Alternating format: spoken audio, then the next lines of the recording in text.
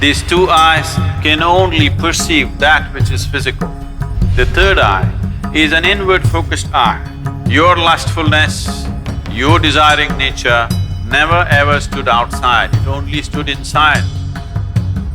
Lust means it creates a sense of incompleteness within you and a longing for something. When we say Shiva, the word Shiva has become synonymous with the third eye. The third eye, what it means is, these two eyes are to look outside. These two eyes are capable of showing you the physicality of the existence. These two eyes can only perceive that which is physical. The third eye is an inward-focused eye. It's not going to open up upon your forehead. The third eye is an inward-looking eye. But you have heard stories, Shiva opened his eyes and he burnt Kama. In India, there is a god of love and lust called Kama. Kama means lust, which you don't like to face it head-on, so you make it love.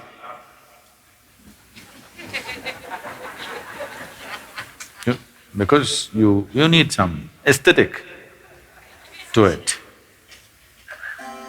So, he hides behind a tree and shoots an arrow at Shiva's heart.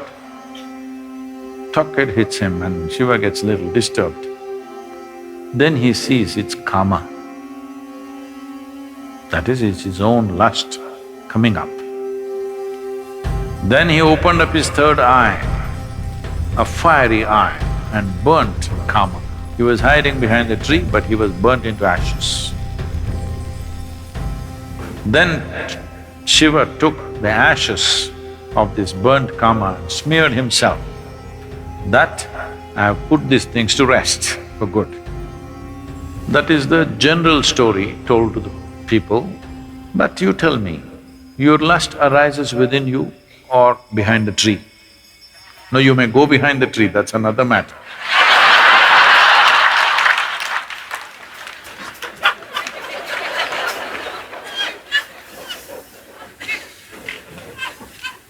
But where does it arise? Within you. Desire is not hanging outside. It is not because a beautiful woman or a beautiful man is sitting there, your desire comes. Because the desire, the Kama is within you. So he opened his third eye and burned the Kama within himself, not the one who is standing outside. Because he never ever stood outside. Please look at this and see. Your lustfulness, your desiring nature never ever stood outside, it only stood inside. So he opened his third eye, not this way, inward. Then he saw this lustfulness, which essentially means that some aspects are built into you which makes you feel incomplete. So you think you will find completion only by going towards something or somebody. Lust is not just about opposite sex, shopping is lust. Because you have to go towards something, only then life will be complete. Every desire is lust, because without that I cannot exist. I want that, because only when I have that, this will be complete. It may be a thing, it may be a position, it may be power, it may be sexuality, it doesn't matter what it is. Essentially, lust means it creates a sense of incompleteness within you and a longing for something that it makes you feel if you don't have that, you are not complete. So he decides to burn the Kama within himself. He burned the Kama and then instead of sweat, ash oozed out of the pores of his body. This is the yogic story. The common story told to the public is he was hiding behind the tree and he burnt him, opened his eyes and burnt him, and then he took that ash and smeared himself. The yogic dimension of the story is, Kama arose within him, he opened his third eye, burnt him, and then ash slowly oozed out of his body, clearly showing him everything is laid to rest. Everything that you know as yourself should die. When I say death, it's not the physical death which is a problem.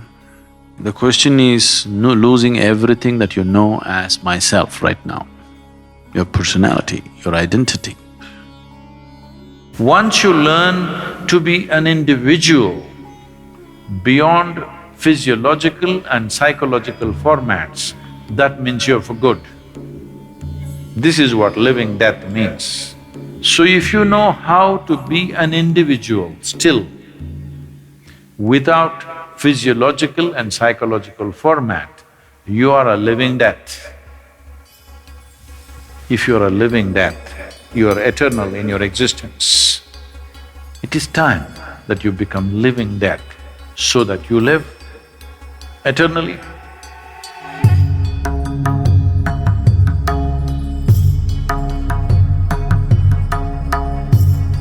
But there's a certain dimension of consciousness which can go beyond time.